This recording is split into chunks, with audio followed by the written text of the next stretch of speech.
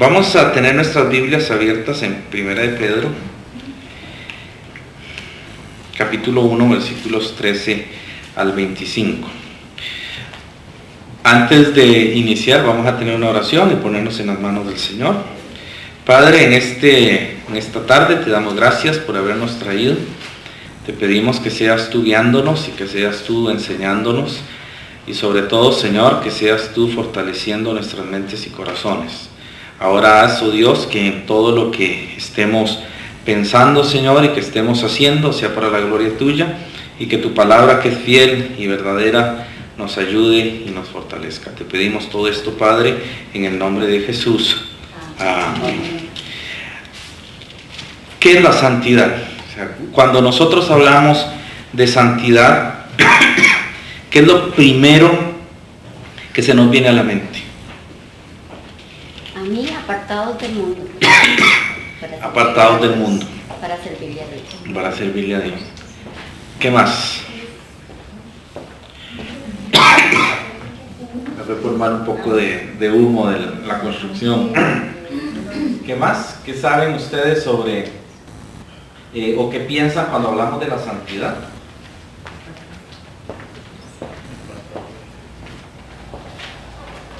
Sí, se podría decir que santidad es contrario del pecado, ¿verdad? Ok. Contrario a lo del pecado. Ok. Es interesante porque cada vez que hablamos de santidad nos imaginamos a alguien que no hace nada indebido, ¿verdad? Eso es más o menos la idea básica de santidad. Sin embargo, en la Biblia la santidad sí tiene que ver con eso. Pero el énfasis principal de la santidad es la separación de algo con un propósito. Usted llega a una casa y ¿dónde están los platos? No están en la sala, ¿verdad? ¿Dónde los tenemos? En la cocina. Si usted llega a una casa y ve en la mesa de la sala un montón de platos, dice, o se están pasando o no le caben los platos, ¿verdad? Pero nunca tenemos ese tipo de cosas así porque hemos santificado los platos para comer. No porque los necesitemos, porque podemos comer incluso en otras cosas, en otro tipo de utensilios, pero hemos apartado los platos para eso. Si alguien llega y le ofrece comida en un recipiente distinto, ¿sí? O una taza de café, por ejemplo, y le ponen a ustedes arroz en una taza de café, ¿cómo cree que se ve eso? ¿Verdad que no se ve agradable? Porque no es el propósito de la taza de café. Lo que se espera en la taza es café. Entonces, esa es la idea de la santidad. La santidad es apartar algo con un propósito específico y se va a utilizar exclusivamente para eso. Cuando el apóstol Pedro aquí nos motiva a vivir una vida de santidad, él comienza hablando algunos aspectos que nosotros como seres humanos tenemos que entender. Él dice en el verso 13, por tanto, ceñid los lomos de vuestro entendimiento. El ceñimiento de lomos, el ceñimiento que hacían los judíos anteriormente, llevaba 4 etapas. Porque era una bata, para usar el término más conocido, era un vestido largo, entonces para poder trabajar tenían que ceñirse, entonces tenían que doblar ese vestido y usar 4 pasos para poder ceñirlo y amarrarlo al cinturón. Por eso él dice ceñir los lomos, esa era la idea, ¿verdad? Ceñían ellos de esa forma lo que era la prenda para poder trabajar bien, especialmente en la agricultura. Entonces les quedaba como un cruzado, como una mantilla más o menos, ¿verdad? Era la manera que ellos se acomodaban en la ropa y quedaban de esa forma. Ellos tardaban por lo menos 15 minutos ciñéndose los lomos. Usted puede imaginarse hacer eso todos los días. Levantarse, vestirse, mientras se viste y todo, después empezar a ceñirse los lomos para poder hacer las tareas del día. Entonces, era una actividad que requería preparación y requería cierto tipo de indumentaria, no era cualquier tipo de vestido que se utilizaba. Cuando Pedro menciona eso, él quiere llamarnos la atención en algo, que cuando la vida de santidad no es algo que empieza simplemente con facilidad. Requiere preparación. O sea, yo no puedo ser santo si no entiendo qué es eso. Porque hay creyentes que son santos. ¿Cuántos son santos? Todos los que hemos creído en Cristo, ¿no? ¿Y cuántos de estos santos pecan? Todos. Entonces somos santos pecadores, ¿verdad? Y nosotros estamos apartados para Dios, pero no significa que no pecamos. Eso es un concepto que tenemos que aprender en la santidad. La santidad no es eximirse de pecado. Ahora, Cristo es santo, Jesús es santo, pero la Biblia cuando dice que Él no peca, usa otro término. No dice que es santo, sino que Él está santificado para no pecar. O sea, Él se separó para no pecar. Esa era la acción divina de Jesús, lo que es Jesús. En el caso nuestro, no podemos hacer eso. Nos santificamos para luchar contra nuestra naturaleza pecaminosa, pero todos los días tenemos que confesar nuestros pecados. Todos los días le fallamos a Dios. Jesús nunca pecó y no podía pecar, ¿verdad? Eso sí lo tenemos claro. Jesús no podía pecar, porque su naturaleza divina le imposibilita hacer eso. Creer que Jesús tuvo la oportunidad de pecar estaría en contra de lo que enseñan las Escrituras. Fue tentado en todo, es cierto, pero sin pecado.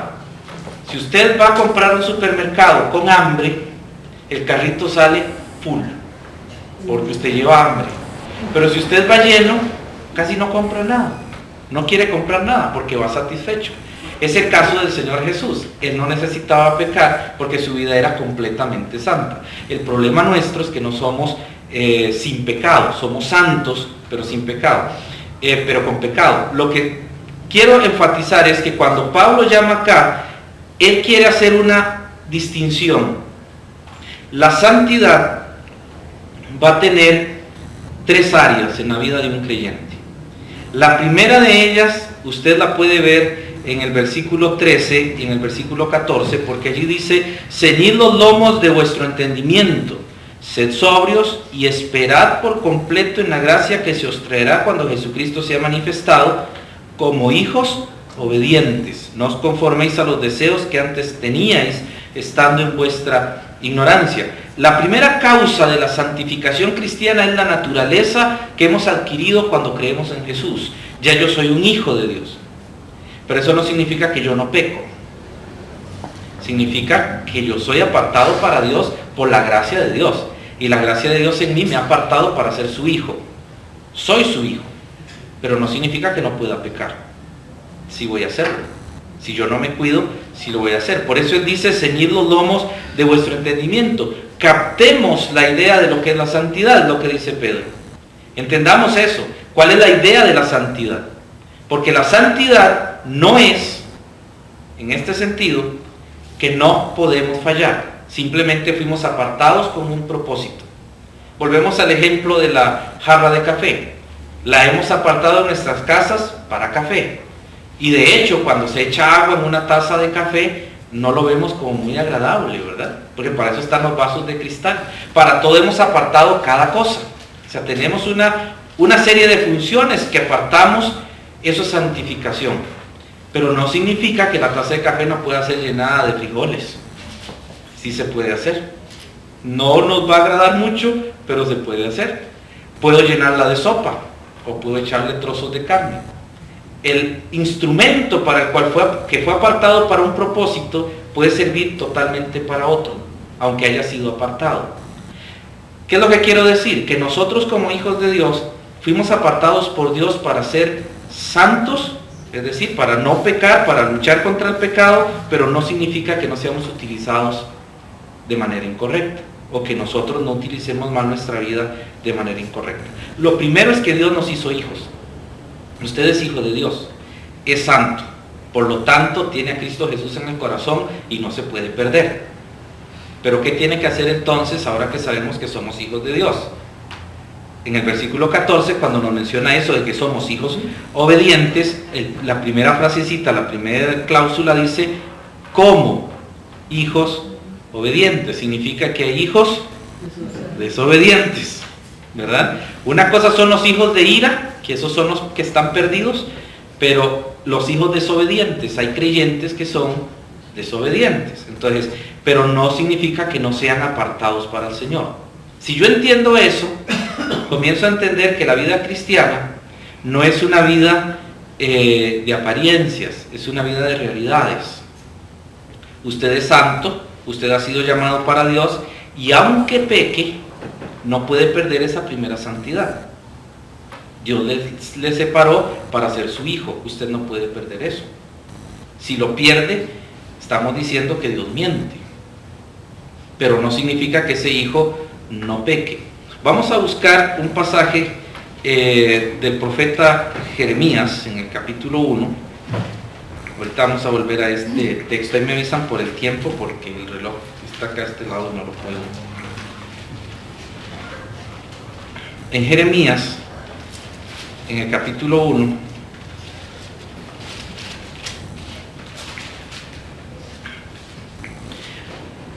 Dios va a tener una conversación con Jeremías y va a decir algo muy interesante. En el versículo 4 dice: vino pues palabra de Jehová a mí diciendo: antes que te formase en el vientre te conocí, y antes que naciese te santifiqué, te di por profeta a las naciones. Y yo dije: Señor Jehová, he aquí no sé hablar porque soy. Recuerdan los que estuvieron en la mañana, hay una palabra para niño y hay una palabra para joven. Esta palabra aquí no es de un niño pequeño, es de un jovencito que nosotros le decimos diciendo niños. Ustedes han visto cuando viene un muchachito de 12, 13 años y hace algo, no dicen: no, pero es que todavía es un niño, es un chiquillo, ¿verdad? ¿Por qué? Porque lo vemos como un niño, pero él tiene capacidad de razón. Esa es la idea que viene hablando aquí. Pero Dios está diciendo que en el vientre Dios lo conoció y lo santificó, lo apartó con un propósito. Y puesto que lo apartó, lo encaminó para poder tener esta conversación poco después, cuando él era adolescente. Por eso le dice en el verso 7, me dijo Jehová: no digas soy un niño, porque a todo lo que te envíe irás tú y dirás todo lo que te mande. No temas delante de ellos, porque contigo estoy para librarte, dice Jehová. O sea, cuando somos hijos de Dios, no significa que no podamos fallar. Jeremías aquí está rechazando el llamamiento, como lo hizo Moisés. ¿Recuerdan a Moisés? Él era tartamudo, entonces él no podía hablar bien. Y Moisés le dijo: Señor, envía otro, envía por el que tienes que enviar, dice la Reina Valera, envía otro, yo no quiero ir. Y le dice Dios: no, usted va. Los hijos podemos fallar y los hijos podemos pecar, pero la santidad posicional, es decir, mi posición en Cristo, no puede cambiar. Lo que sí cambia es la forma en que yo como hijo estoy trabajando lo que Dios me ha dado. Volviendo allí a 1 de Pedro, el capítulo 1, del versículo 15 en adelante, él comienza a hablar sobre un tipo de separación o de santificación muy específica, porque él dice: sino como aquel que os llamó es santo, sed también vosotros santos. ¿En qué dice? En toda vuestra manera de vivir. Ya no habla de posición, habla de acción. Una cosa es lo que soy en Cristo, otra cosa es lo que vivo en Cristo, y no puedo confundir eso. Hay personas que han confundido esa parte y dicen: bueno, si yo soy creyente y soy santo, ¿para qué lucho por santidad? Y si soy santo, porque entonces dice que tengo que luchar, sería algo incongruente. Pero la Biblia está hablando de dos cosas distintas. Primero nos habla de nuestra posición y después habla de nuestras acciones. Volvemos a la tacita de café. La tacita de café es para café. Si la usamos de otra manera, no pierde su función. Simplemente la volvemos a lavar y la volvemos a utilizar para café, porque para eso fue consagrada en el hogar. Ahora, si nosotros hacemos algo incorrecto, podemos volver a hacer todo lo que Dios quiere que hagamos si nos volvemos a santificar en la forma práctica. Por eso Pablo aquí dice: sed santos, verso 16, porque escrito está: sed santos porque yo soy santo. Y me gusta esa frase porque no está diciendo que Dios está separado en una santidad estática o en una santidad inanimada. Dios es santo porque Él decidió ser santo. Dios es santo porque Él vive la santidad. Su santidad es práctica. Jesús vino a esta tierra como hombre, Él es Dios, pero Él vino a vivir la santidad. Es decir, Dios no vino aquí a ver cómo le iba. No, Él vino a vivir la santidad. Es un asunto práctico. No es normal ver a un ser humano actuar como un animal. ¿Verdad que eso no es normal? Si alguien hace eso, o vemos a alguien, o sabemos de alguien que ha pasado algo así, decimos, él no está bien de la cabeza. Los seres humanos no actuamos así. El ser humano tiene una forma de ser. No puede cambiar eso. Si cambia su naturaleza, entonces tiene un problema. Dios no puede pecar porque esa es su naturaleza, pero es práctica, no es estática. No es que Él está allá arriba y está ahí como sin hacer nada. No, Él está en santidad porque Él mismo se aparta. ¿Qué es lo que dice la Biblia de Dios Padre? Que sus ojos no pueden mirar el pecado. Significa que Él no va a ver lo malo y Él no va a mirar lo malo codiciando lo malo. ¿Cuál es la acción de la santidad de Dios contra lo malo? Castigarlo. Cada vez que Dios ve la maldad, condena, castiga. Es una santidad práctica, como es nuestra santidad como hijos de Dios. Por eso es que Él dice, sed santos porque yo soy santo. Si Dios es un Dios santo en la práctica, es decir, usted lea la historia de Jesús en los evangelios y usted va a encontrar que Jesús es práctico en su santidad. La parte más práctica quizás de la santidad de Dios en contraste con los seres humanos lo encontramos en Mateo capítulo 23.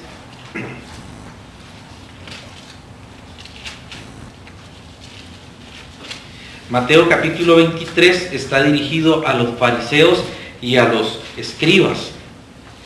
Y es muy interesante la manera que él usa estas expresiones para referirse a estos líderes religiosos. Él en el versículo 2 dice, empieza hablando Jesús, en la cátedra de Moisés se sientan los escribas y los fariseos. Así que todo lo que os digan que guardéis, guardadlo y hacedlo. Es decir, ¿enseñaban mal los fariseos? Había una enseñanza buena de los fariseos. Todo lo que les digan que guarden, guárdenlo y háganlo. Pero no hagan conforme a sus obras, porque dicen y no hacen. ¿Cómo era la santidad de los fariseos? De apariencia, no de práctica. Si yo no tengo una santidad práctica, yo no tengo santidad. No importa qué tan aparente sea la santidad que tengo. Es decir, si yo como hijo de Dios sé que no debo mentir y miento, tengo un grave problema de coordinación. Ahora, ¿cuántos no mienten? Todos mentimos. En algún momento sale la mentira. O sea, la mentira es parte de nuestra naturaleza caída. Mentimos cuando no decimos la verdad.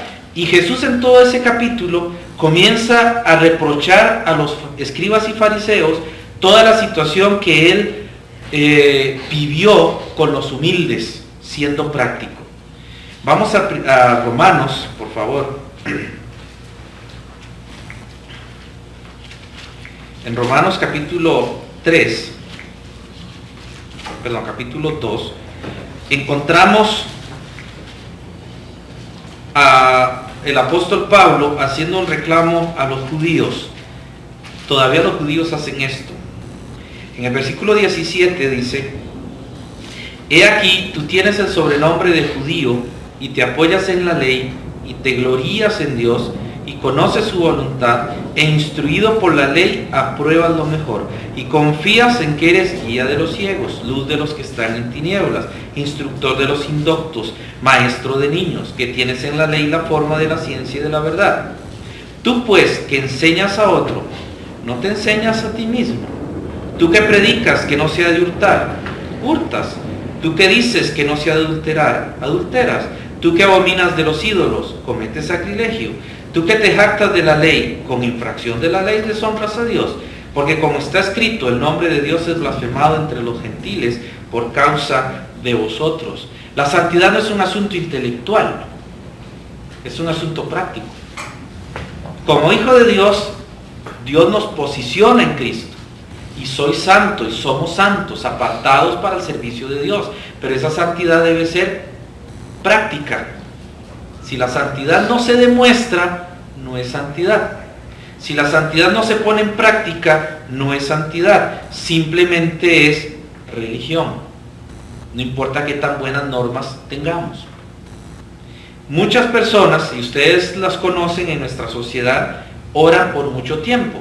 Y hasta usan un montón de cositas en una cadena, ¿verdad? Para no olvidar los misterios y toda esa cosa, y están orando, y ellos lo hacen repitiendo, pero en el momento que están haciendo eso, la pregunta es, ¿ellos cómo están orando? El hecho de orar tanto no significa que Dios los está escuchando. Jesús dijo que no hay que tener mucha palabrería como los gentiles que piensan que por estar hable y hable Dios los está escuchando. No, es que es un asunto práctico, es un asunto de relación. Usted y yo somos hijos de Dios para vivir la santidad. Esa es la segunda cosa que Dios nos enseña en cuanto a la santidad. Es un asunto práctico. En 1 de Pedro capítulo 1, los versículos del 17 hasta el versículo 21, encontramos cómo Dios en Cristo logró todo eso, pero tiene que ser práctico. Por eso el verso 17 dice, si invocáis por Padre aquel que sin acepción de personas juzga según la obra de cada uno, conducíos en temor todo el tiempo de vuestra peregrinación. Es un asunto práctico, es un asunto completo. Pero en el versículo 22, para ir terminando, hasta el versículo 25, hay algo también que tiene la santidad. La santidad no solamente es posicional, que usted la tiene, que yo la tengo, sino que la santidad es práctica. Y ahora viene la tercera, la santidad es eterna. ¿Ok? Esa santidad no puede pasar. El verso 22 dice, habiendo purificado vuestras almas por la obediencia a la verdad, mediante el Espíritu, para el amor fraternal no fingido, amaos unos a otros entrañablemente de corazón puro, siendo renacidos, no de simiente corruptible, sino de incorruptible por la palabra de Dios que vive y permanece para siempre. Porque toda carne es como hierba, y toda la gloria del hombre como flor de la hierba se seca y la flor se cae, mas la palabra del Señor permanece para siempre. Y esta es la palabra que por el Evangelio os ha sido anunciada. Dice que la palabra del Señor permanece para siempre. El mundo pasa y sus deseos, pero los que hacen la voluntad de Dios permanecen para siempre. Entonces, la santidad suya y mía tiene 3 etapas. Somos posicionalmente santos en Cristo, somos prácticamente santos, o deberíamos serlo, y seremos eternamente santos cuando estemos delante del Señor. Entonces la santidad me motiva porque fui santificado, me motiva a vivir la santidad porque fui santificado y seré santificado. Cuando esté en el cielo ya no vamos a pecar, ya no vamos a tener inclinaciones por el pecado. Y si yo puedo entender eso, que fui rescatado, fui separado por Dios para un propósito, y Dios en el futuro también me tiene un propósito de apartamiento para que yo sea santo, entonces yo tengo que vivir en santidad. Esa es la idea correcta en cuanto a la santidad. Y no está mal pensar que no pecamos, o sea que la idea de santidad es vivir, como dijo la hermana, bajo lo que Dios enseña en su palabra. Eso es lo que tenemos que hacer. Lo que pasa es que cuando nos esforzamos tanto por vivir en la santidad, a veces olvidamos de dónde nos han traído y dónde nos han puesto. No hay cosa más difícil que luchar con algo que usted no puede vencer. Eso es lo más difícil que hay en la vida.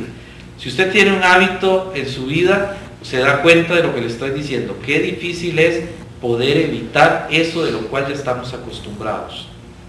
Es bien difícil quitar aquello que ya me gusta hacer. Y ese hábito de hacer las cosas que ya yo me he acostumbrado, empiezo a esforzarme por evitarlo, y lo que hago es hundirme y hundirme y hundirme.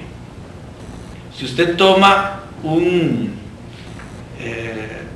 utensilio de la cocina y se le cae en el basurero, y usted observa allí donde está en el basurero, y usted ve toda la basura que está al lado, y usted comienza a sentir toda esa repulsión de lo que hace es tapar el basurero y que se vaya, ¿verdad? Pero sin pensarlo mucho, metió la mano y lo sacó y después lo lava, bien lavado eso sí. Usted puede pensar que ese utensilio quedó sin contaminación, tiene que ser lavado, ¿ok? A lo que me estoy refiriendo es que a veces nuestra vida pasa igual. Caemos en un basurero de nuestra propia concupiscencia y nos vamos llenando de mucha basura en nuestra vida. Y vamos a estar como ese utensilio tirado en la basura. Y peleamos tanto que no podemos salir, la basura nos va dando vueltas y cada vez nos ensuciamos más. Pero cuando alguien viene y nos puede sacar y nos lava, quedamos completamente limpios. Y eso es lo que Cristo Jesús hace, nos purifica completamente. Y una de las cosas, una figura, y con esa termino, que tiene el profeta Jeremías, es que él dice: yo iba por las calles y te vi tirada en tus sangres, y estabas allí tirada en tus sangres, y yo te tomé de donde estabas y te lavé, te purifiqué y te di por rey, por príncipe de naciones. Cuando él le dice eso a Jerusalén, él está pensando precisamente en esa etapa, que los utensilios santificados pueden ser contaminados, pero hay que lavarlos bien para que puedan volver a ser santos. Ahora, ¿cómo es nuestra vida? ¿Creemos que Cristo nos santificó? Eso es bueno. ¿Vivimos en santidad pensando en lo que Dios va a hacer? Si nos ha costado vivir esa parte de la santidad, es el momento de tomar una decisión y decir: yo voy a cambiar, porque Cristo Jesús es quien me va a limpiar. No tengo que pensar dónde estoy revolcado en la basura. Tengo que salir de allí. Y cuando salgo de allí, cuando me dejo ser rescatado, entonces puedo salir. Y Dios nos puede volver a utilizar para la gloria y la honra de su nombre. Al fin de cuentas, cuando toda esta vida termine, usted y yo vamos a estar completamente limpios, completamente puros y totalmente santificados para el Señor en el cielo. Vamos a orar. Padre, te damos gracias en esta tarde tan preciosa que nos has dado, por tu inmenso amor y tu grande misericordia, y porque en todo esto tú eres creador, santificador, director y guiador. Ayúdanos para poder salir adelante. Sabemos que tenemos en nuestra vida cosas que tú, oh Dios, quieres cambiar. Hay cosas que no sabemos que tú quieras cambiar, pero con el proceso de la santificación, al vivirla, tú vas cambiando nuestras vidas y las vas santificando para tu gloria. Que tu Espíritu Santo, que mora en nuestros corazones, nos guíe por tu palabra para santificarnos y entregarnos completamente a ti y servirte para la gloria de tu santo nombre. Te damos gracias, Padre, en el nombre de Cristo Jesús. Amén.